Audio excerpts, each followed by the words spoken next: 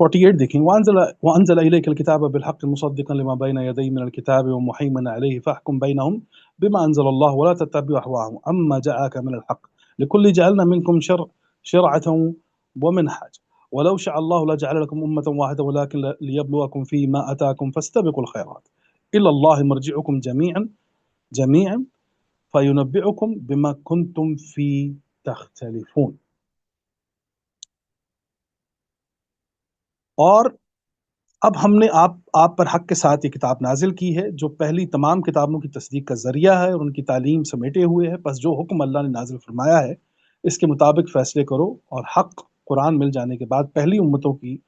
روایات خواہشات کی پیروی مت کرو۔ ہم نے تم میں سے ہر ایک امت کے لیے دستور اور طریقہ مقرر کیا ہے اور اگر اللہ چاہتا تو تم سب کو ایک ہی شریعت پر کر دیتا، مگر جو حکم اس نے تمہیں دیے ہیں ان میں سے وہ تمہاری آزمائش چاہتا ہے، پس نیک اعمال میں مستعد رہو، تم سب کو اللہ کی طرف لوٹ کر جانا ہے، پھر جن باتوں میں تم اختلاف کرتے ہو قیامت کے دن وہ سب تمہیں بتا دے گا۔ اِلَى اللَّهِ مَرْجِعُكُمْ، ابھی احواہم، ان کی خواہشوں کی پیروی نہیں کرنی آپ نے،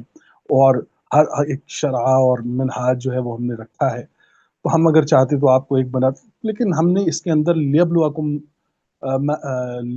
فیما آتاکم فاستبقوا الخیرات، تاکہ آپ خیرات کر سکیں۔ یہ سارے کام کرنے کے بعد بھی اگر کہیں کوئی اختلاف ہے تو پھر آپ نے کیا کرنا ہے جی؟ رجوع کرنا ہے اللہ کی طرف، اور رجوع کا مطلب کیا ہوتا ہے کہ انتظار کیجئے، اگر بات سمجھ نہیں آ رہی اللہ کی طرف رجوع کیجئے، انتظار کیجئے۔ الی اللہ مرجعکم جميعا فینبئکم بما کنتم فیہ تختلفون، تو پھر اللہ تعالیٰ آپ کو بتا دے گا کہ جس چیز کے اندر آپ اختلاف کر رہے تھے۔ لیکن آپ دیکھ لیں کہ ہمارا رویہ جو ہے عقائد کے حوالوں سے، معاملات کے حوالوں سے، ہم لوگ کہیں بھی کوئی بھی چیز اللہ پر نہیں چھوڑتے، ہم تیار ہی نہیں ہیں اللہ تعالیٰ پر کوئی بھی چیز چھوڑنے کے لیے۔ عقائد کے معاملات ہو جائیں، سیاست کے معاملات ہو جائیں، لسانیات کی بات ہو جائے، قوم کی بات ہو جائے، یہ تمام تر معاملات جتنے بھی ہوں ان میں کوئی بھی چیز ہم اللہ تعالیٰ پر چھوڑنے کے لیے تیار نہیں۔ تو جو قومیں جن کو یہ اور پچھلے پروگرام سے بھی ہم نے بتایا تھا کہ اعتراف میں اور احترام میں یہ فرق اگر ہمیں پتہ چل جائے تو پھر ہمیں یہ پتہ چل جائے گا کہ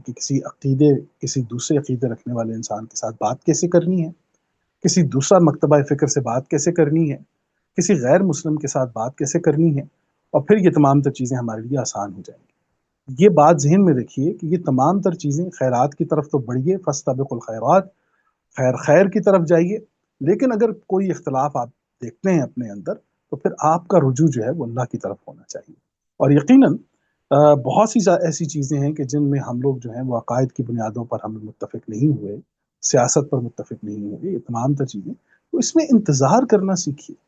اور اللہ سے دعا کیجیے اور تدبر فی القرآن کیجیے اور احادیث کے اندر تدبر کیجیے۔ یقیناً اللہ تعالیٰ جو ہے وہ آپ کے لیے بہت سی آسانیاں پیدا کرے۔